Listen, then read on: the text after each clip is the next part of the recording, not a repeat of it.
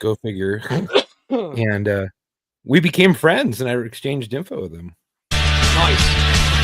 Well, Zach Brown and Brock Lesnar and I are buds now. We all exchanged phone numbers. Bro, I was gonna tell you to tell him that his daughter was just like him. But I was like, I don't want to get choked. This fucking he's such a pussy. You know, stay humble. I just realized we're live. And if you ever heard that, you got to fucking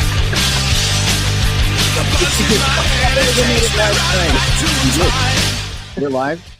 And he's That's live. fucking amazing.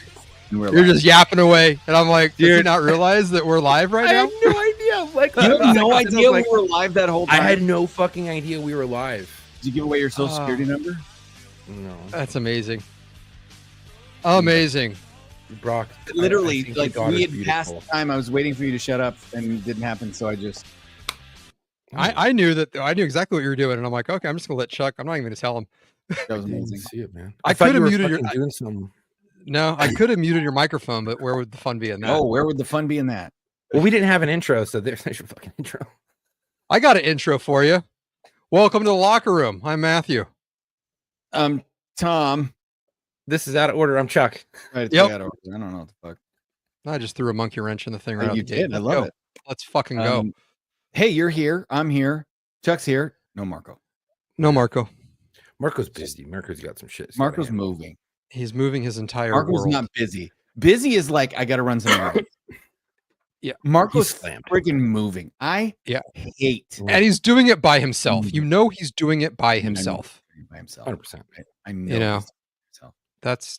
I don't mind the moving part. I hate packing.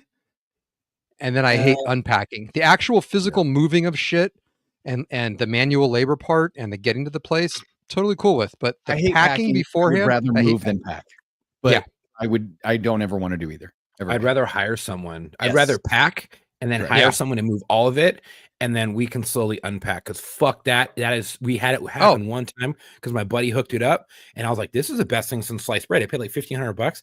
The whole house was moved for me. I was like, "Fuck yeah!" I was done. Dude, packing. when- Ever since that, never again. Yeah. You When didn't pick. Larissa and I moved into this place together, she paid a company to come pack her shit up, Yeah. put it in the truck, and drive it like 4 blocks, move like 4 blocks away Yeah. from where she was living. But she had Have you ever- somebody, love come in and do everything. Everything. Yes. When you were in the military, did you ever have base housing or anything like that, or just straight barracks life? No, I was straight. So Well, when most you of the have a ship life. house- Ship life. Yeah. He was So the asshole he was. when you have a fucking base housing house and stuff like that, they'll actually pay movers to come in anytime you move, and even when you EAS or you're PCSing to a different duty station, they bring in movers, and they're just like, "Hey, have your shit packed, because if there's anything that's not packed, we're gonna pack it for you, and we don't give a fuck what we're packing. We'll pack your fucking cat, we'll pack your dog, we'll pack your trash.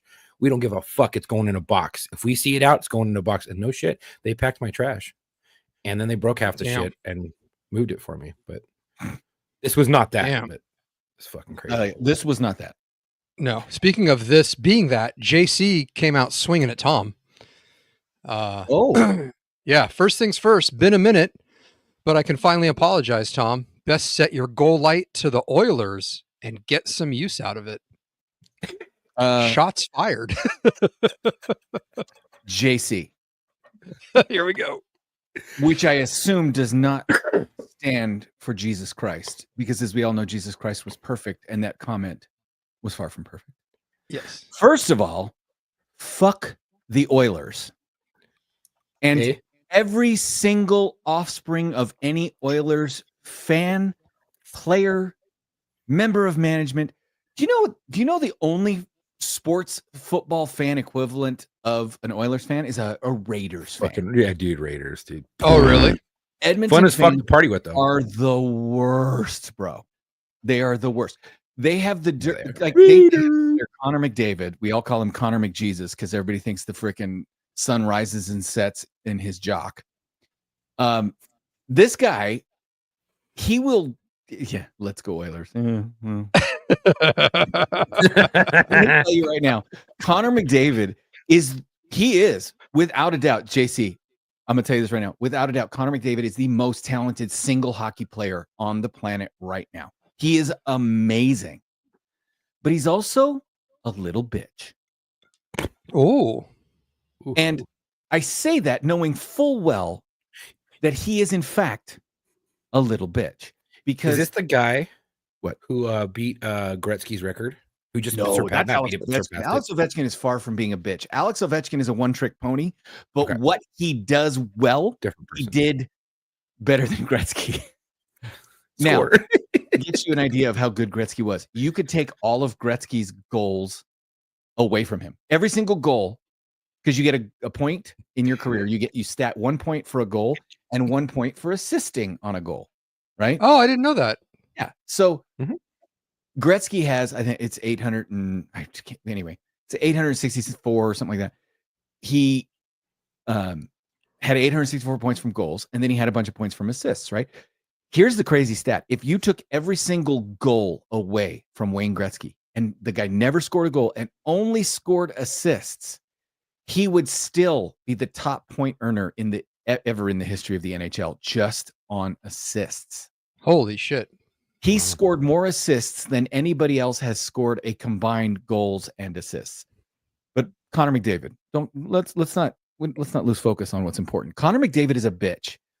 He will get frustrated and he will not be doing well and he starts to play dirty. And the Edmonton Oilers, that's their big secret, is they act like they're, the best, oh, where's the Edmonton Oilers? Like I said, no, they're dirty. They're a dirty team. And was a Connor dirty player. McDavid's a dirty little bitch. And he got suspended twice this year, and that was the highlight. JC, yeah, JC, yeah. He is a good bitch, though. And I will say it. Connor McDavid is the most talented hockey playing bitch on the planet. And I say that with no due respect. Anyway, Okay, that was Hockey Talk with Tom. yes. You know, I found out I knew that my wife played ice hockey in high school. I did shit, not huh? know that my wife was the team goon. Fuck. Oh, dude, I can Yeah. totally see it. Okay, so Oh, fuck 100% yeah. knowing Ooh, you bitch. and knowing story, I have yet to meet your lovely wife. I want to someday. But I don't doubt for 1 second that your wife was the goon on the team, because your wife strikes me as a tough broad. Oh yeah. If my wife were a cop, she would have been in federal prison. She would have fucked somebody up under 18 U.S. code and gone to prison for violation of somebody's civil rights under the color of authority. I see a pattern with all of our wives. Mine's got a fucking mouth. Yours has a mouth, but dude, the shit you say to your wife, I would be murdered in my sleep. Yes. The shit I say to her, the shit she Yes. says to me, and I just fucking defend myself. Come on, Yeah, dude. we don't The hear shit this. she says to other people, and I'm like, hey, I don't want to hear get into a that fight either. today. Can you shut the fuck up, please? We're in public. And she's Yeah, like, no, "Oh, but I could that never bitch." And tell I'm my like, wife dude, to shut the I'm the fuck one who's gonna fight Yeah, her no. fucking boyfriend. Anyway, Well, we like So- strong women. Matt, you're here.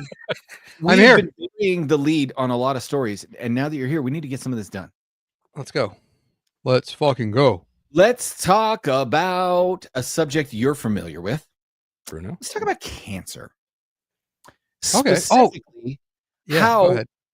how apparently did you know that there is a type of stage 4 cancer that is really hard, almost impossible for the best doctors in the country to detect? I am aware. I recently became aware of that. Yeah, I didn't know about this either. Chuck, do you know about this cancer? No, what were we? You don't? Interesting. Dad had it. Fucking Apparently, there's something called presidential prostate cancer Yes. Stage 4. that can metastasize into your bones while Just- under the care of a doctor, and Like that. nobody will ever know. The most tested, the most medically tested, overseen person in the fucking world. Mm-hmm. I mean, at least in the country.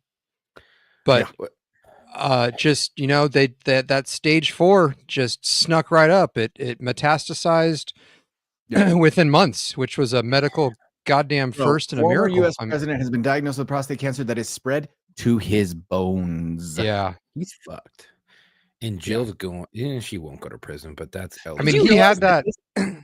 He had that for at least 5 years. That means they put him up knowing that he had terminal cancer. Bro, was he taking all those vacations and taking all those breaks and hiding out of sight because he was like doing chemo and shit? Absolutely. He was doing some sort of treatment. You know, everybody was joking like, oh, he must have shit his pants just now. It's way worse than that. It was way worse than that. He shit your pants. She shit. I mean, that's more than shit that was coming out. It's been bleeding out of his ass, the poor guy. And look, I'm not making light of that. You know, I mean, we are, but we're not. We are, but we're. I mean, it's like I would never wish that. And there's people out there like, oh, good for him, blah. That's what he gets, and that's horrible. That. You're a horrible person if you think that. So let's back up. And I saw this. I sent this to Matt. Matt and I are on the same page, I think. Chuck, I don't know if you saw this. I had a friend. We went to NARC school together. She has been on this podcast once back in our way early days, like episode 8, maybe. She's a retired cop now. She posted something that said, you know what? That snarky comment that you post on social media about Joe Biden getting what he deserves by having cancer. Joe Biden's never going to see that. But you know who is? Your fucking friend whose grandma died of cancer. Your friend whose wife is battling cancer. You're like, and knowing how you have had your cancer and knowing with your father, like, I don't want anybody to come away from this thinking we're making fun of cancer, right? If we were going to make fun of cancer, we'd be a lot funnier than this. Correct. Yeah. We are making fun of the fact that this was the worst cover-up in presidential history. Yeah. Like, they should have kept their mouths shut. And once he dies from it, then said that it just like, they could have made up something else. But to call out, oh, we just found out he has stage 4. It's like, no, you didn't just find out. No. So, I mean, there are people that find out at the last second, like, oh shit, we just found out that he has stage 4 cancer. Yeah, those people didn't go to the doctor for several years. Yeah, they didn't get screened. The President of the United States goes to the doctor, like monthly? Well, there's no way they didn't know. I mean, it is a cover up, but I think everybody was complicit, including Joe. He fucking knew. But if he came out and he's like, I have cancer, would they have been like, sorry, you can't be president anymore? And they wanted him so bad that they're just like, fucking shut the fuck up, we'll pay you off, and then he'll have cancer and it'll just be really aggressive at the end if we can't get it fixed, right? Yeah. So could he have been kicked out of his presidency if they would have come out and been like, yeah, he has cancer? And it's bad. Here's the deal. And that kind of goes with what Dylan just put up. Was his doctor allowed to tell people his medical information? So that falls under HIPAA protections. And so, no, the doctor couldn't just go to the press and go, hey, guess what? President has fucking, prostate cancer. I think Dylan's saying if the president and his doctor are alone in the office and the president is told by his doctor while alone in the office, you have fucking cancer. Mm-hmm. There is no requirement that I know of for Biden to disclose that diagnosis to anyone. So theoretically, I think what Dylan's saying is under HIPAA, if Biden went to his own doctor all by himself, and got this diagnosis in a private office, nobody would fucking know. So who gives a fuck that he has cancer now? Who cares? No. But the fact that we care. We care because cover up. It clearly affected his presidency. And it clearly affected his ability to be present and run the fucking country, which everybody was pushing off on dementia. But now it looks like it's that and the fact that you have stage 4 fucking prostate cancer and you're going through all these treatments. I think the American people had the right to know that the person who holds the nuclear codes for the country and is supposed to be running the country in the best interest of the constituents and the people that voted for him should know, hey, by the way, this guy's not all there. He's dealing with all this shit, it's like, yeah, even if he was in the office with just the doctor, which, Jill knew, handlers knew that spread, like, no pun intended, fucking stage 4 cancer. Right. Mm-hmm. So, I mean, I think the American people, we were owed that information, HIPAA or Well, not. It and doesn't here's the fucking thing. matter. Here's the Jody thing. mentioned it's. I'm something really sorry, interesting. but you're the president of the United States. You're the leader of the free world. You got your finger on the nuclear button. If you get elected, you should be required to sign a disclosure form that your doctor can share any medical updates with like the national security, the cabinet, somebody. There has to be a balance to that. So all the previous presidents, their medical records were free game. They were open. They showed them. Everybody, Trump showed his. That's why they made fun of like some of his shit, you know, because he says he weighs this much, and look, the medical report says this. They kept Biden's hidden from everybody. Yes, they were deliberately hiding the cancer diagnosis because they knew at least 5 years ago that he had cancer. It takes any on the short end, the super aggressive 3 years for prostate cancer to metastasize and to get to that stage 4. Marker, but 3 to 5 years. So what the fuck kind of bug is that? Well, so not to, not to poke at anything. But I have some other things that have not been released when it comes to presidents. Okay. Woodrow Wilson's stroke was kept a secret for several months, and his wife and doctor covered for him. Woodrow Wilson was a progressive Democrat, right? Also a friend of Margaret Sanger and a promoter of eugenics.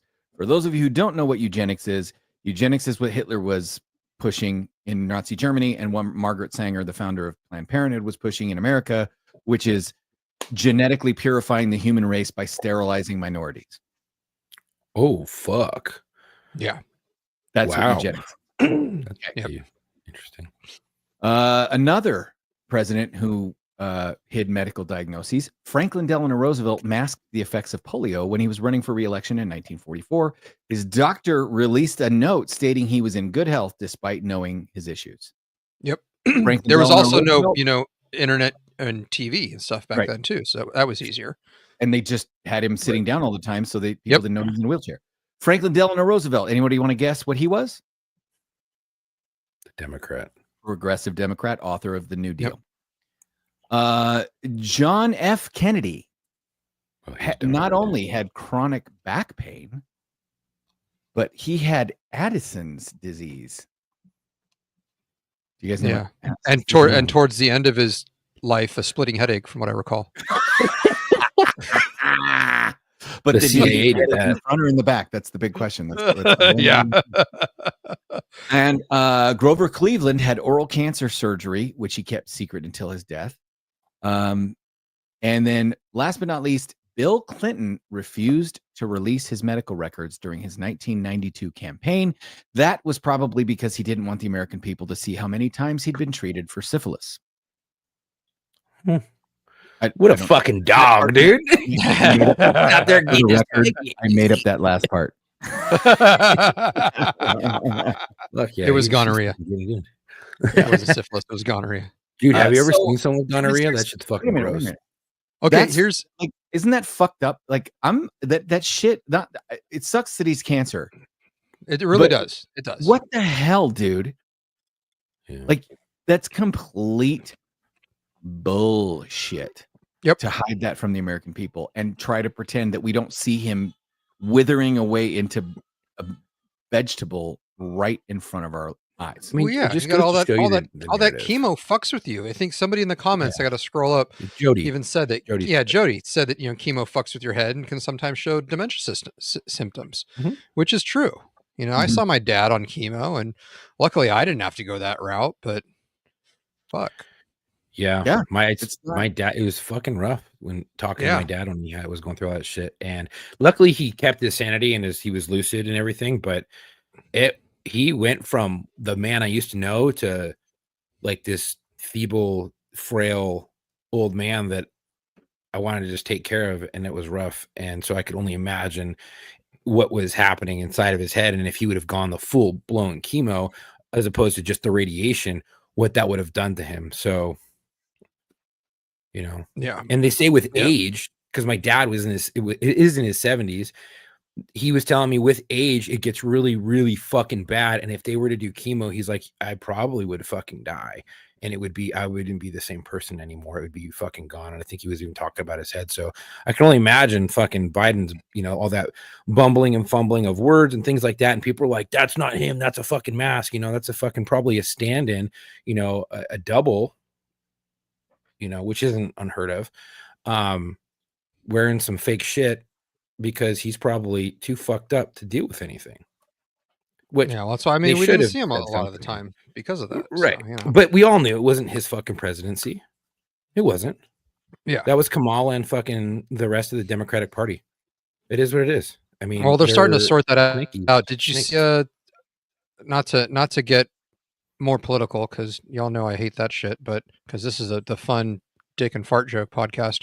But Project Veritas got old fucking David shithead Hogue. Oh, they got on hidden camera. They got him let's talk about David good. Hogue for a second. David Hogue has the distinction of not only being the least qualified person to work for the DNC, right? But actually, that's not true. There may be people less qualified than David Hogue. I mean, in the DNC, yeah, but he's right up there. However, he is no longer a member of the DNC because David Hogue has the distinction of being the shortest tenured VP in DNC history, and he pissed so many people off after getting selected as the VP of the DNC that they fucking ousted him. Like, yeah, well, especially after he was dumb enough to get caught on fucking camera too. Yeah. Well, no, I think they ousted him before he got caught on camera. Oh, and that was his. So I wonder he was speaking a little more freely. He got caught on camera. Well, no, I mean, I don't know when he was caught on camera. I don't know if he was part of the DNC when he was speaking on the camera, or if he was not a part of the DNC when he was speaking on camera. But it may be why he was so freely talkative about that shit. Chuck, right? You know what I'm talking about? No, I know. All right, let me. I know see. Project Veritas very well. I will. But I have gotten out of a lot of that stuff. Where it is? For my mental health. I sent it in the chat. Chat? The Twatter link. Let me find it real quick. Walt, the pleasure was mine. I'm just answer his thing. It was a pleasure. Many fun times with you, and yeah, it was great. And did you see it in the blue line? Because people were hitting me up once it popped out. I think I just sent it in the old 2 cops, ex-con, and a black bean. Yeah. I'm gonna find it. It's, if you scroll up, I sent it Wednesday at 10:56. See, this is the problem when you send shit. That it's really not too far up. I just resent some shit today. All right, here we go. I found it. Now, let's see. Yeah, I got it. Okay, so I won't be able to see you guys or control anything with it at full screen, but I will full screen it. So this is what Matt sent. This is from Twitter. This is Project Veritas or X. Project Veritas posted this on their account. Can you guys see that? Yep. Okay. I don't care about login or signing. Foundational question for me is how corrupt is the DNC? It just says vice chair of the DNC. So at the time he was talking, it looks like he was still the vice chair. I know who David Hogue is now. I saw that little face. Parkland or whatever. Foundational question for me is how corrupt is the DNC if so many people knew, or few people knew about Biden? Well, the president of the United States. I mean, I think the fact of the matter is the DNC is always going to be a campaign arm of the president, ultimately. The bigger issue was the inner circle that was around Biden. That's it. And I can't stress you enough. Joe Biden's chief of staff. Had an enormous amount of power. Joe Biden's chief of staff. That was an open secret. I would avoid them. He was scary. What was his name? Joe Biden didn't even know who his staff was. I've never seen him. Exactly. What do you mean? He's just he's a shadowy Wizard of Oz type figure. That's what made him so I knew how he looked, but I'm the general public wouldn't know how this man looked. This is another guy, Adrian Jones, an enormous amount of power, and I can't stress to you how much power he had in the White House. So, again, feel like this is from the files of no shit. I feel like they go to the same diner every single time.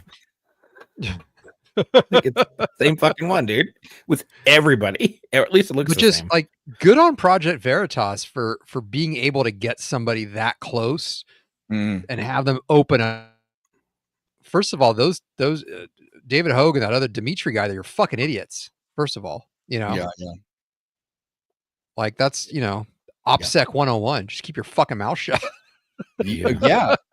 I mean, to be fair, that guy's a good UC, man. Yeah, You'll I never mean, so see it's like good on them, and then also shame on the idiots for falling for it. Yeah. People who do shady shit always want to clear their conscience. They always open up and they say the dumbest things, and you're just like, you just incriminated yourself pretty hard. But I mean, as soon as I saw that on Twitter, and I will forever call it Twitter, I don't give a fuck. As soon as I saw that on Twitter, I went immediately to David Hogue's most recent post, which was a while ago, and people were just fucking roasting him on that. Like they just go to the most recent thing that he posted and start firing comments and just fucking roasting him. It was so good to see. Like I said, I love watching them eat their own. Did you so let's see, what else did we have? We haven't talked about Carmelo Anthony because we saved it for you. Oh yeah. Is it Carmelo Anthony or Carmelo Brown? I thought his last name was Brown. Isn't Anthony a fucking basketball player? I don't know. Is Carmelo Anthony a basketball player or is it Carmelo Brown? Do I have the names wrong? I'm trying to look up the article. But we didn't talk about this because it hit the news, and Matt and I we're gonna save it for when he got here, and he's finally here. So do we want to talk about it, or are we moving on? I think he's frozen. But Carmelo Anthony is an NBA fucking basketball player, so I think you got the name wrong. Carmelo Anthony is a basketball player. Who's the other guy? Retired. I gotta switch Wi-Fi's real quick. Oh, okay. So hold on. Okay. So it is Carmelo. Carmelo. Probably with a Carmelo. Let's see. Carmelo. No. Aha. I was fucking right. It is Carmelo Anthony. Carmelo with a K. But I searched that and it didn't fucking pop up. Carmelo with a C is the public figure. Carmelo with a K is the guy who's being accused of fatally stabbing Austin Metcalf. Oh my god. Oh, that kid. The one who fucking in Texas who went to the wrong side of the bleachers on the opposing team. He stabbed the kid at the track meet and killed him. Yeah. That kid's a piece of shit. Yep. And he's getting tried as an adult. So that's good. Yeah. Good. Yeah. Good. Texas. Yeah. Look around and find out. So for those of you who don't know, April 2nd, Austin Metcalf, 17-year-old, was stabbed and killed at a District 5A track meet. Police say a student from an opposing high school named Carmelo Anthony, same name, not related, stabbed him in the chest during a fight. There was no evidence that the young men knew each other. Arrest report detailed Anthony's actions with police moments following. Apparently, they gave the suspect's instruction to keep his hands up in the air. During the time, the suspect said verbally out loud, "I was protecting myself." The suspect also told the officer, "He put his hands on me. He put his hands on me. I told him not to." Anthony continued as officers walking about the stadium in handcuffs to the squad car. He said, "Is he going to be okay?" What happened could asked if what happened could what happened be considered self-defense?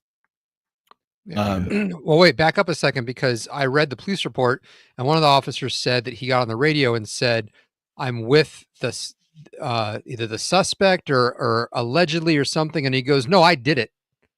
He flat out said, "No, I stabbed him. I did it." Mm-hmm.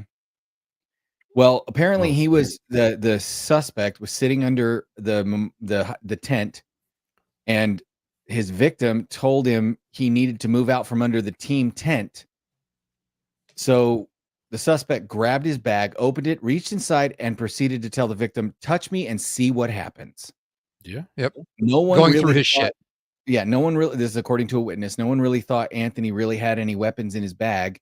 So the victim proceeded to touch Anthony, and then Anthony told the victim to punch him and see what happens, and pulled out what people recalled as a black knife and stabbed him once in the chest and then ran away. Wow. I asked them both what happened. I couldn't really. Second witness says, let's see. All sitting under the bleachers, under the tent, when another male who he didn't know came over and sat under the tent. Then our victim told the unidentified male that he did not go to the high school and had to leave the tent. The victim and the male went back and forth. The victim stood up and pushed the male to get him out of the tent. The witness said that during this time, the male was reaching around in his bag and took out a knife and stabbed him and left the scene. Now, that is not self-defense. Nope. By his own admission about what happened, and based on the eyewitness accounts, you cannot stab someone for pushing you. You also, to the best of my knowledge, are still to this day not allowed to bring a fucking knife onto a high school.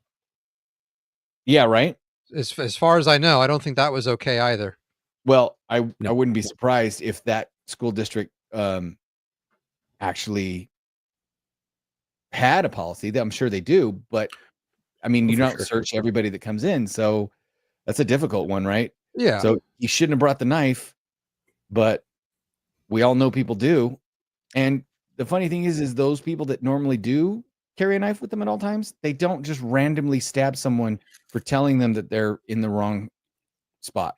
That's correct. Like, I would rather I go to my hands first.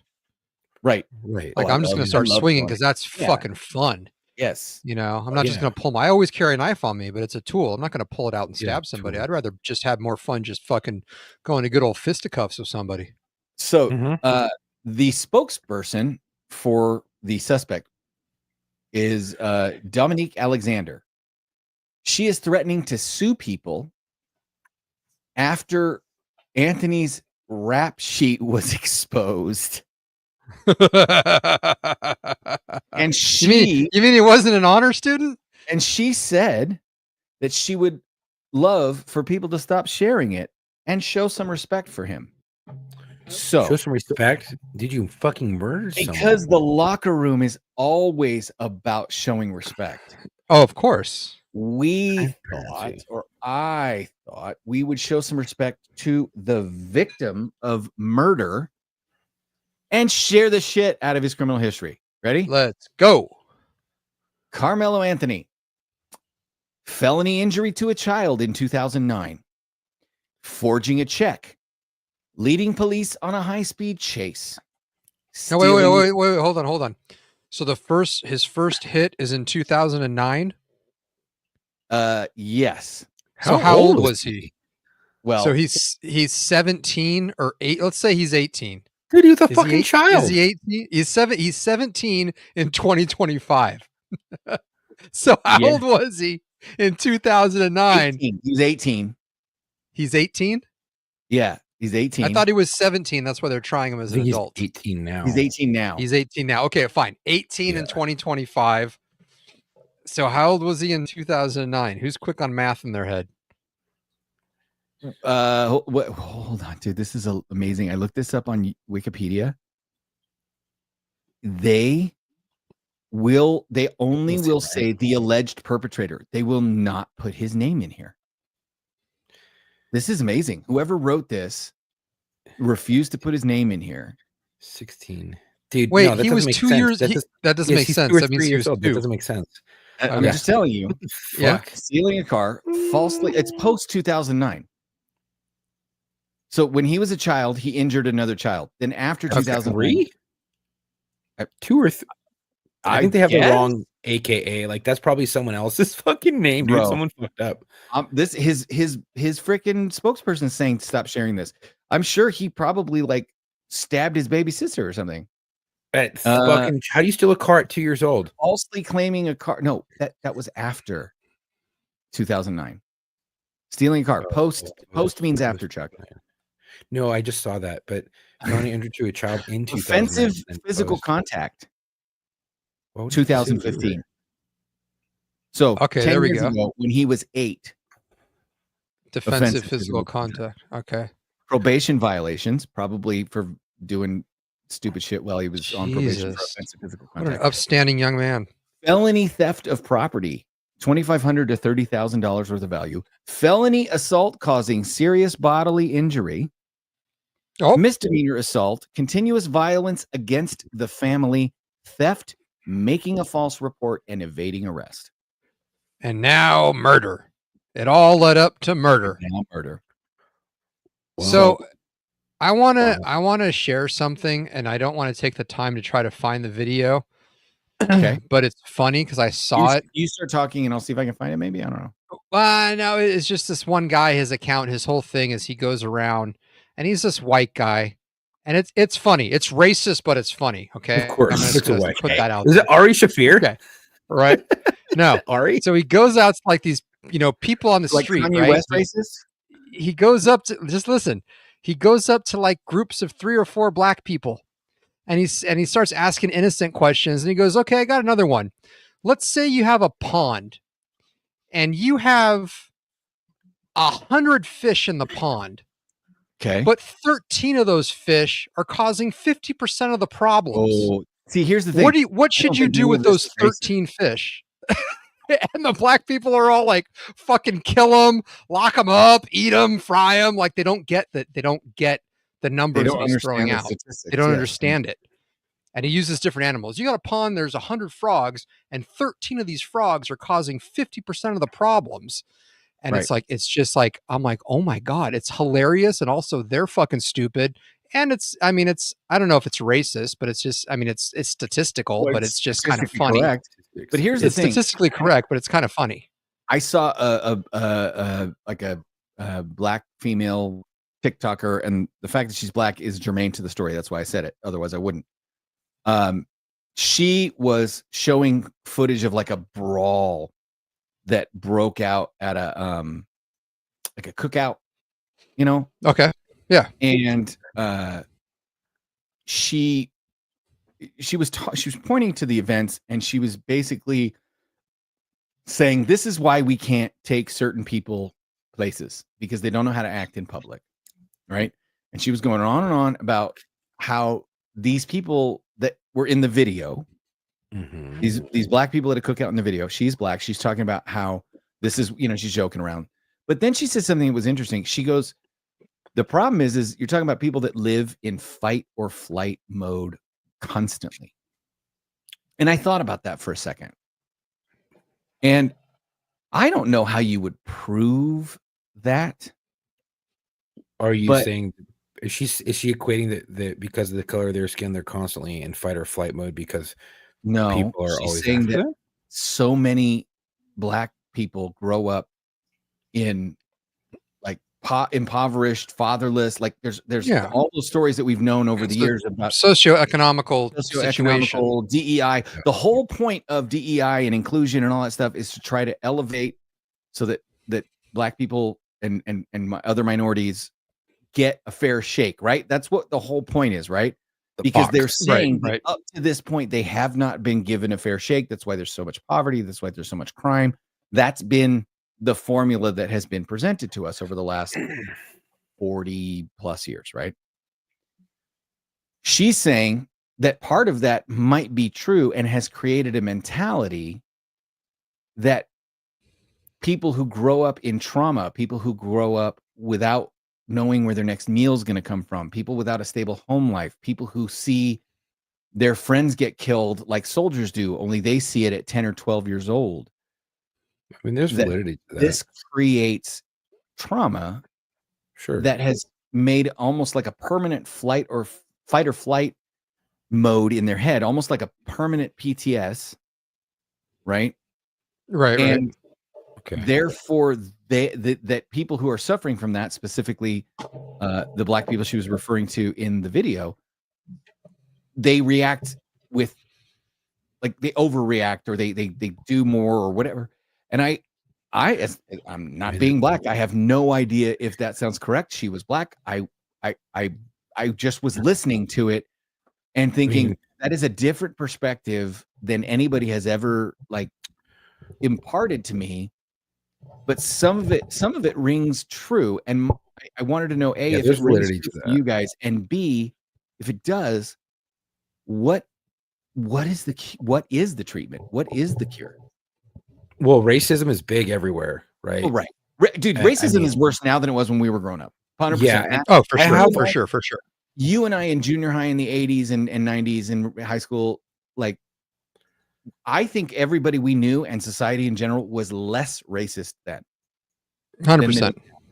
I mean, I think Yeah. America, I mean, it gets touted as this really racist place, but it's not.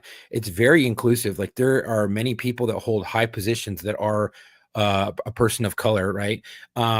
You wouldn't see that in a lot of other places. I mean, look at fucking Africa, dude. I mean, Africa itself is bad. Like, it's fucking violent as fuck over there. Racism hold on. is fucking running You're rampant. talking about South Africa specifically, right? I'm talking about pretty much all of Africa. I mean, Well, South Africa- Africa's dad is fucking another Well, fucking here's the level, thing. dude. That's like This is the Nazi problem I have Germany. is when people overgeneralize. Africa's a continent, dude. That's like saying, Well, that- you know what I mean? Like, the US Yeah. is not Chicago. no, but Yeah. South Africa for Yeah. sure. Yeah, definitely. But I mean, I have a lot of friends who are black, and a lot of them, I have heard a lot of them speak about racism growing up and as an adult and still currently. And I do think that what you're reading from that one lady speaking, I think that there is a lot of validity to that. That maybe they grew up with a lot of racism and they grew up with a lot of violence and they grew up with a lot of, whatever. And yeah, their mind shifts. And if you live a life of that and a life of trauma, of course, you're not going to be the same. You're going to be a different person growing up than everybody else who lives in a lot cushier neighborhoods and who doesn't have to deal with that. Because I got to tell you, growing up in a fucking where I was at, I wasn't exposed to people dying on my fucking street. And I think if I was, I would be a different person, because being exposed to it as a cop, I'm not the same person that I was when I joined at all. I'm Yeah. completely fucking different. My brain's different now. So Yeah. look at So there's a lot of Lazy validity to Yeti. that for sure. Yeah. Lazy Yeti brought up a very, very interesting point to the complete opposite, that he said, that's BS. I grew up in the hood with no mom and a drunk dad who would beat my ass, and I'm not a criminal. And so a couple of things about that. First of all, good on you. Yes. Yeah. Secondly, one of my favorite sayings is, at some point in your fucking life, you need to rise above your upbringing. I agree. It's on There's you. plenty of At cases some out there point, at some point in your life, when you are responsible for you, it's on you to rise above what you've been through. Yeah, your past sucks. That's not you. You are not your past. Right. It's on you to fucking rise up above your upbringing. And that's what Lazy Yeti did. And good on you, man. Well, so kind of like people who are victims of kind of like people who are Go ahead. victims of child abuse or sexual assault as a young child who were molested. And some of those people who grew up and they're fucking mass murderers and shit like that, and they blame it on that. And then there's plenty of Yeah. people who were molested or sexually assaulted as a child that grew up to have a productive life, never forget what happened to them, but be very hyper vigilant as they're growing up to make sure it doesn't happen to their kids and to the people that surround them that they give a fuck about.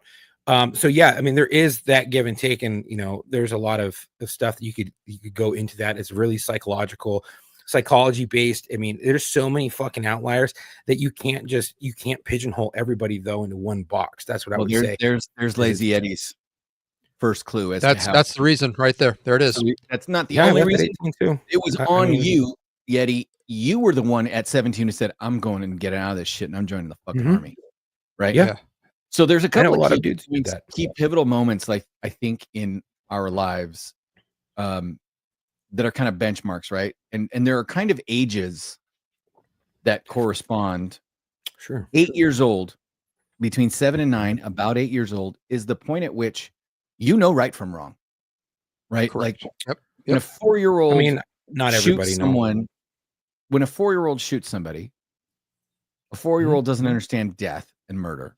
They don't know really what they're doing is wrong, right? They know it might be bad or they might get in trouble, but they don't know that that person's never coming back for the most part, right? Right. But an Right. 8-year-old They don't understand that concept yet. Yeah. 8-year-old's been around long enough. And again, Chuck, I'm speaking in generalities. I I don't know. want to get into the No, ticky no. tacky. Like, I always play devil's advocate though. Yeah. You know me, dude. I know. Come on. I'm just saying 8 years old is a good kind of benchmark to say around then kids start to maybe understand right and wrong. 12 years Sure. old is when they start to understand maybe 10 to 12 criminality, right? Like Sure. Yes. Right? Right and wrong is moral. Criminality is legal and illegal, right? Right.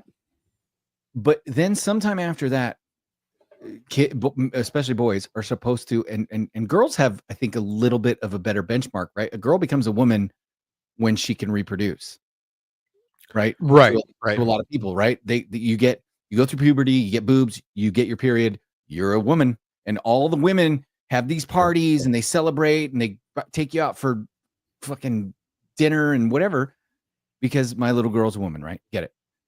We no longer have that for boys. We no longer have a definitive moment where you look at a boy and say, you are now a man. We don't have rites of passage.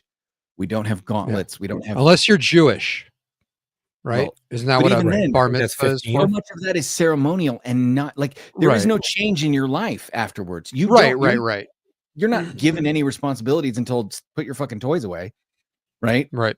And then there's the I think the moment that's the last benchmark, the moment where you become a man, but that's hard to pin down.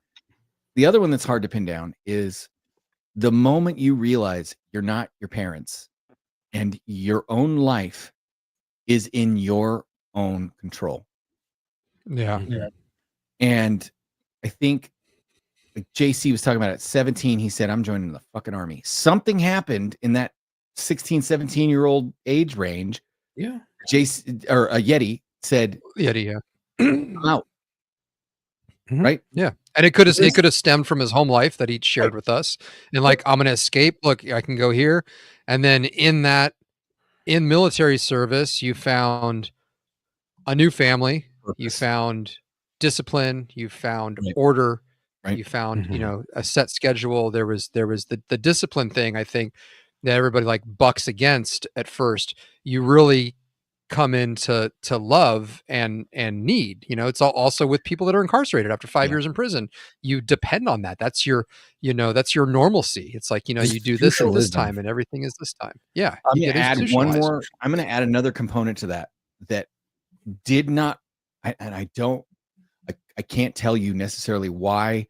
I feel like I knew it, but I didn't think about it. You know what I mean? Like when somebody says something, you're like, oh yeah, that totally. I know that. I should know that. Do I know that? Like you're kind of having that dialogue with yourself about, Right. did I Right. ever think about, or is this the first time? Anyway, we always talk about discipline with the military, but we forget the other component, which is for so many kids that join the military. This is the first time they have known where their fucking meal is coming from. Oh, This is the first time somebody has cared about them. This is the first time anybody has expected anything out of them. This is a lot of those first dudes become career dudes. they knew what the rules were, right? So many of these kids, you grow up with a single mother who comes home drunk and you don't know if she's going to come home hugging you and kissing you and telling you how much she missed you and loves you and how you're the greatest thing that ever happened to her and why can't you not be her son so she can marry you and all that crazy shit. Or you have a drunk mother who comes home and beats your ass because she's angry, right? Right. Those are the factors that I think we know, but maybe we don't think about as much when it comes to the military, that there is normalcy. There's no chaos. Like, yes, there is chaos in the military, but it's completely controlled chaos. It is completely orchestrated, is completely scheduled. Like that all is, Matt's froze at a time when now he looks like he fell asleep. There he's back. Anyway, does that make sense? Yeah. I mean, we could go on for fucking hours and debate this shit. We should do some funny stuff.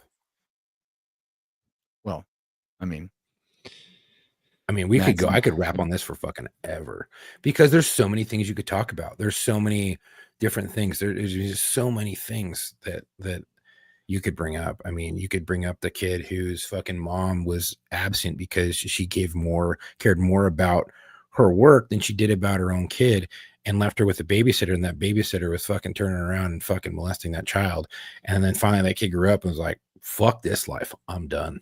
And leaves. There's so many different things that can affect you as a young man or woman or a young child, young boy or girl. that can fuck with your life for the rest of your life. And you can either allow it to eat you alive, or you can allow it to use it as a weapon and push you to do better things with your life and make sure that other people around you don't fall to the same fate. I mean, there's so many different things, but man, it's so hard to box it up into one fucking category and be like, everybody's this way. If you're not, you're wrong, because everybody's brain's different.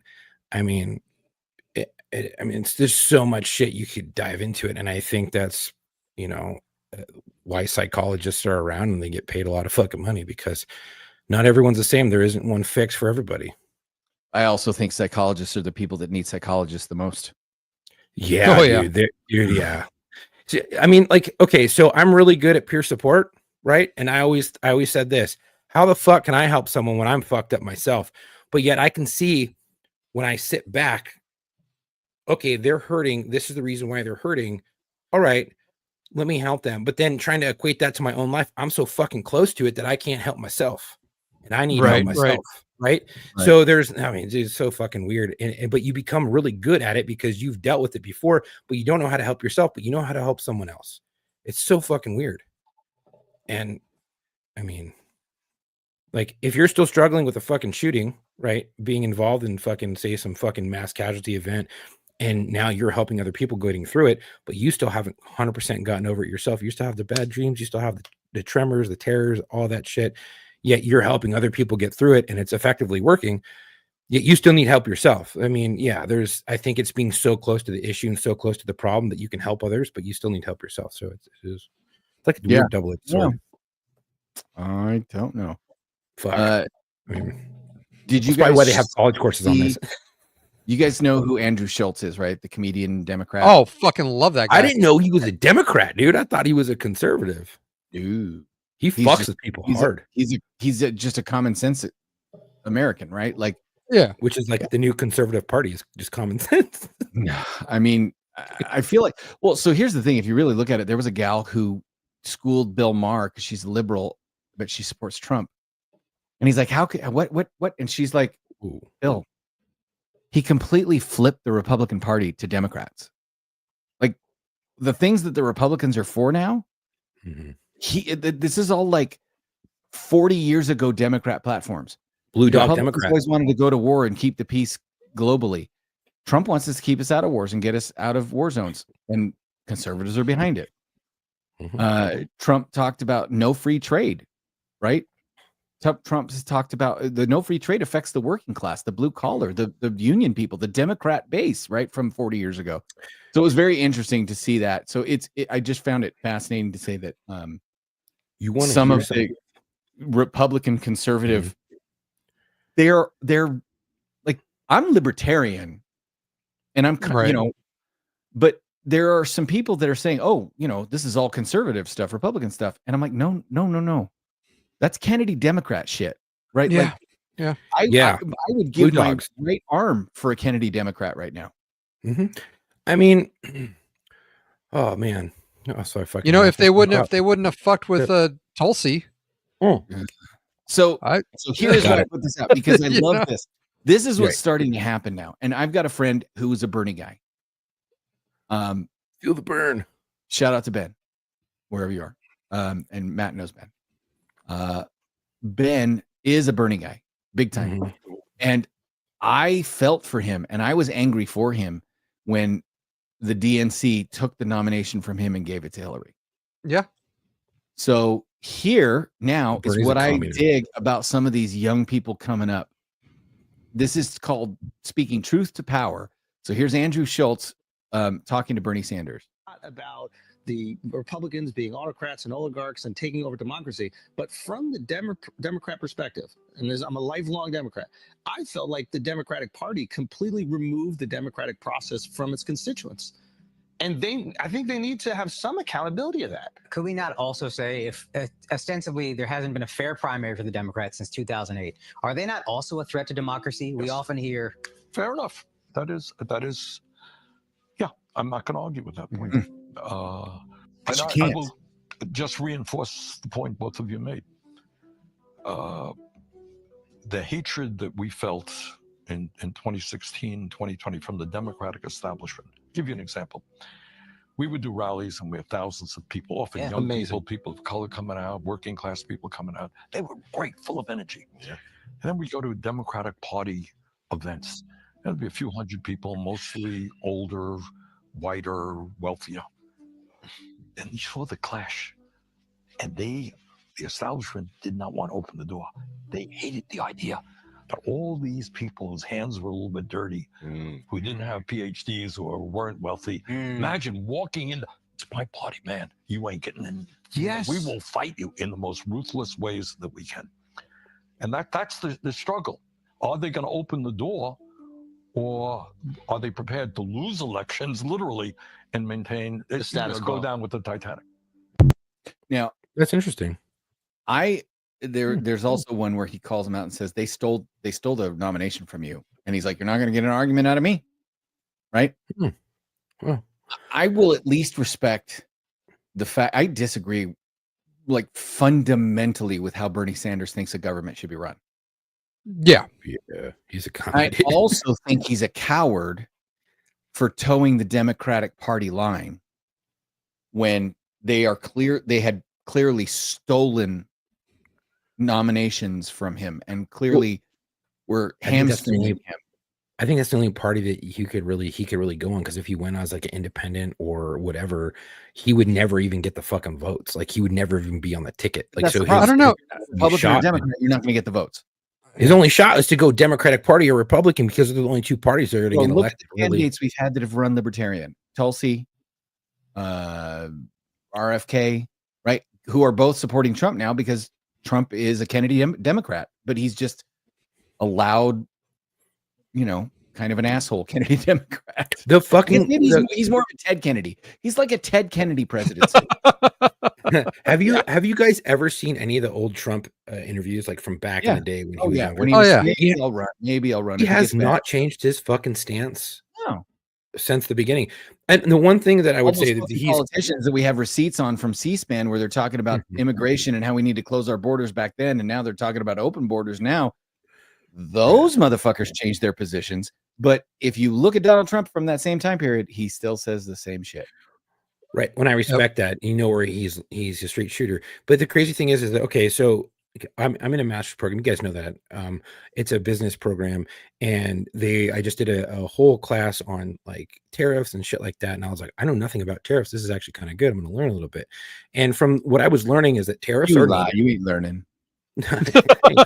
tariffs are needed, and tariffs are the biggest thing into negotiation, into safeguarding your country's power and military and things like that. Because if you have the fucking juice to put the squeeze on someone, when you get to the negotiation table, you have a point of reference to start.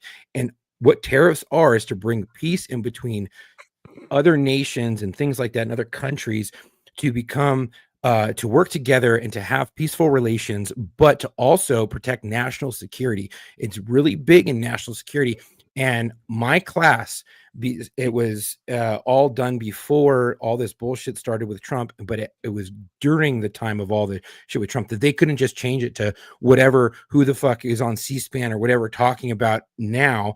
It was all predated shit and their courses. And everything that I read is tariffs are fucking needed. Tariffs are something that you have to have in negotiations and things like that. They're very important. They're not fucking great. And the best outcome is to agree immediately. And so you don't fucking, put the squeeze on your own fucking people, but sometimes they are needed. And now you see on the news, tariffs are a horrible thing. You have all these economists and all these economists who are saying, no, these are horrible. And you can't, no, bullshit. You'd go back, look at your fucking teachers who taught you what tariffs were and all these other things.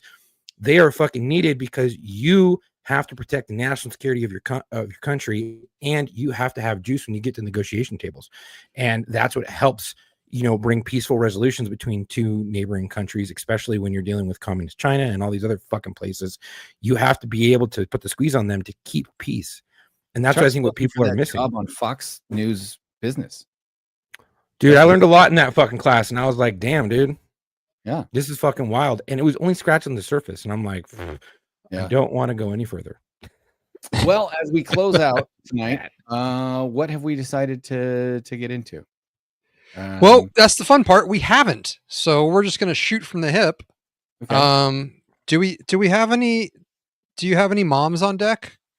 I always have moms posted on something. deck. I I mean, posted it's always am I good an to have asshole some- thing in the post. Where? It's was in seeing the main chat. The two was just- cops. I just posted it, dude. I just reposted. I sent it to from Warlocker to two I just cops yeah. thing. Look I at the know. Ozempic one. No, I looked at that one. Where's the other one? Where's That's the just hilarious, dude. Am I the asshole? I'm trying is to find it. Yeah.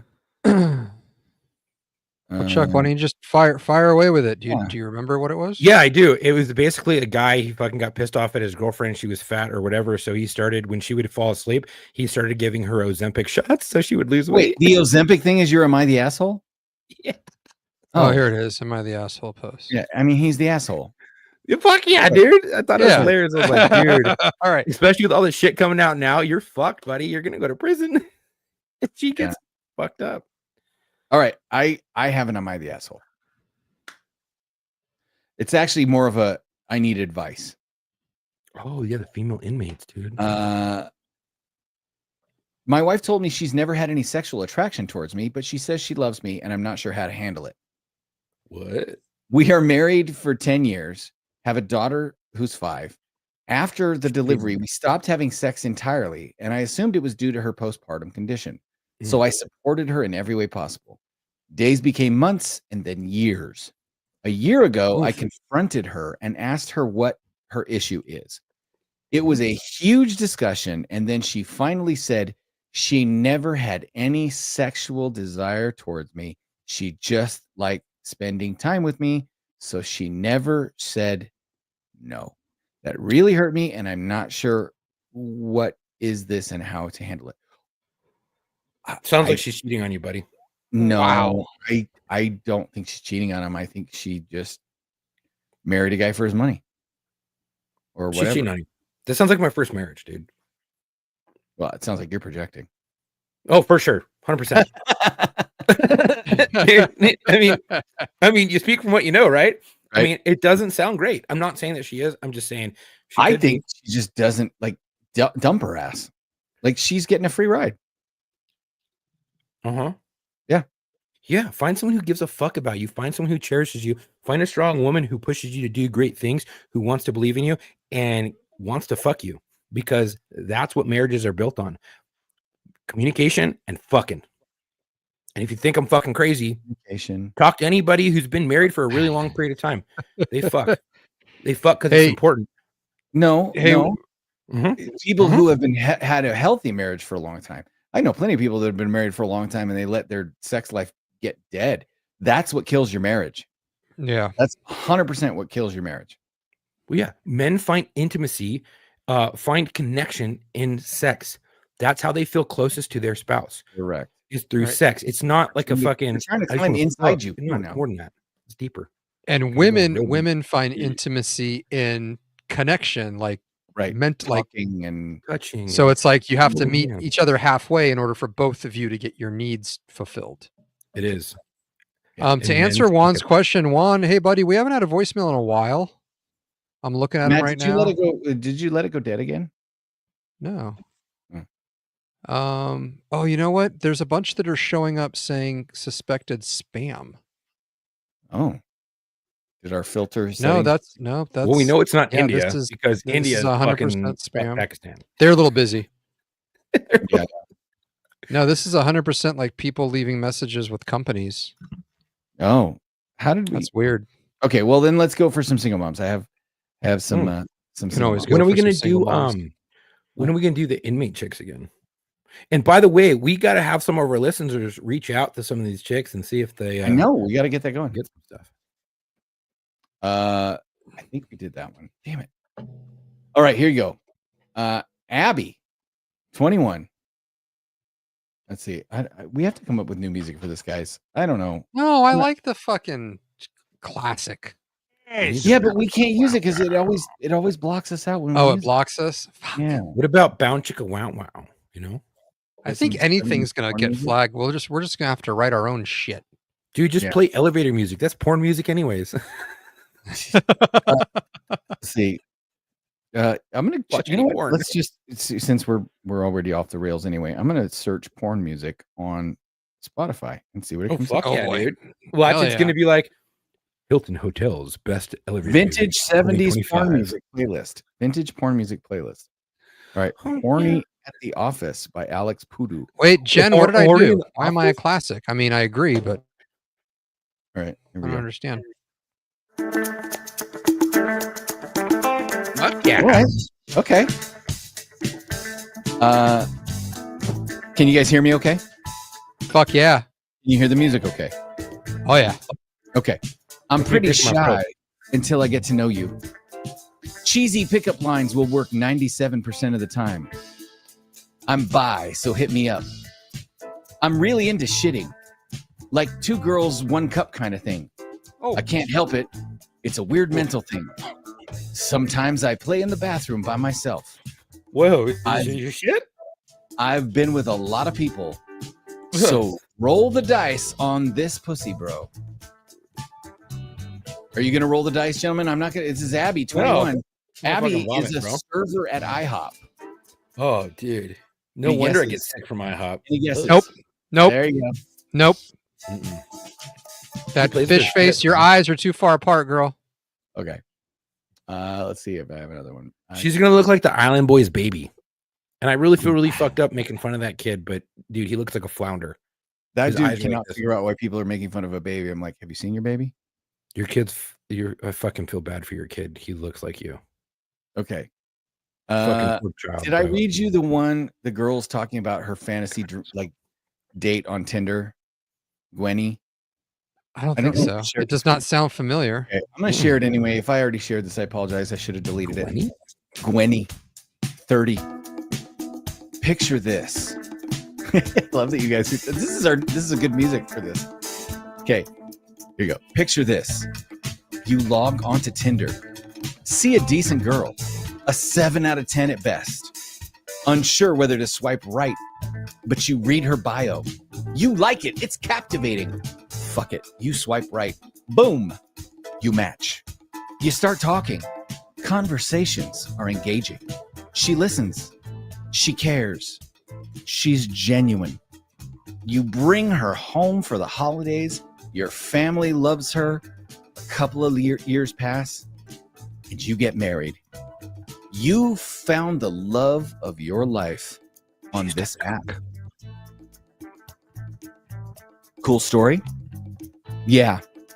It's not going to happen, but I'll do anal. That's a good one. That's a good 20, one. 30. All right, yes or no, dude? Oh. I would swipe because that's a captivating fucking story, dude. I just I want to mean, talk. That's what you get. Dude, you can Let's see Let's the go. antidepressants in her eyes, bro. Let's go. Yeah, there's nothing What? but there's deadness. No, That's there's, great. those are, yeah. To be quite yeah. honest, I would have done it. I know you would have. Mhm. I 100%. know you would have. 100%. And if the first encounter was crazy stupid and the average person be like, fucking red flags, see your red flags, I'm still diving in because I'll try anything twice. You know what I mean? Like, let's go. Everyone deserves a second chance, okay? That's correct. Second? No, nobody gets a second chance. Yeah, after Michael Scott, they do. But you're going to write all that out. That's amazing. And whether you do anal or not is not even the point. Just that was so well written. Like, Very. amazing. I was Amazing. captivated. So there you go. So those are our single moms for tonight. Dylan says she looks vaccinated. She looks She's like about to somebody get I dated in the vaccinated with 90s. She had a very 90s, like nostalgic Yeah. look to her. Juan says a good pickup line. You like Imagine Dragons? Imagine Dragon D's nuts across your face. Yeah. You know that That's a one? good one, We buddy. love it. You never heard that one, Chuck? No. Mm. Thomas said that to me, or you responded when I was working the Imagine Dragons concert, and I Yeah. put it on my story, and you're like, Imagine Dragon these Imagine nuts Dragon across D's your nuts face. across your face? And I said, You like I CDs, knew bro? you would like be the CDs? one to do that. You guys like CDs? You Yeah. listen to CDs? Yeah. You want to see these nuts? There you go. Hey, Matt, I want to end with some feedback Okay. to a you know, people can talk to brands now more than ever before, right? Like, Yes. you can communicate with Wendy's on Twitter. Correct. Right? Yep. You can 100% voice your opinion. Fuck the Oilers. Cheers, JC. You can literally talk to a company through social media, right? And you can get a response, right? Yeah. So I saw this one and I saved it because, Matt, number one, if you're gonna bitch at a brand on social media, this is how you do it. Number two, Matt. This is a Matt level takedown of Old Spice. You ready? Hit me. Okay. Guy takes a picture of an Old Spice like shampoo bottle, a body wash, and it's called Guitar Solo. Okay? Okay. Called Guitar Solo. I'm going to show you the image first. Here you go. Old Spice Guitar Solo. Okay? Then he proceeds to say, "Dear Old Spice, there are a few issues here worth mentioning about your new Guitar Solo body wash. Number one, that's a bass, not a guitar. Big difference. Yep. Valid. Rarely, if ever, does a bassist ever play a solo unless his dad owns the PA and band and he has a pushy showbiz mom." Projecting much? Number three, not once in the recorded history of humankind has anyone ever said, "Gosh, I'd really like to smell more like a bass player." It's amazing. Fact. As a bass player, I support that message. Well, That's amazing. At the end of the show, I gotta let my grandson go to bed. Okay. I used to have to get off and then I'd sit here and edit. Now I have to unplug the laptop and fuck off to another room because this cute little bugger's bed is right there. Yeah. So, You're about Do you to leave have- the Leave the Punisher skull neon light on for him? I wish. A hell of a nightlight. Away. Just saying. It is a hell of a nightlight. Yeah. Great. I'm just saying. But yeah, I'd probably just sit there and stare at it all night. Well, she already covers up the lights on my computer because even the little blue, like, standby lights will keep him awake. All right. Well, till next time, we'll see you fuckers in the locker room. I forgot to throw the banner up, but you all know how to get a hold of us by now, so fucking figure it out.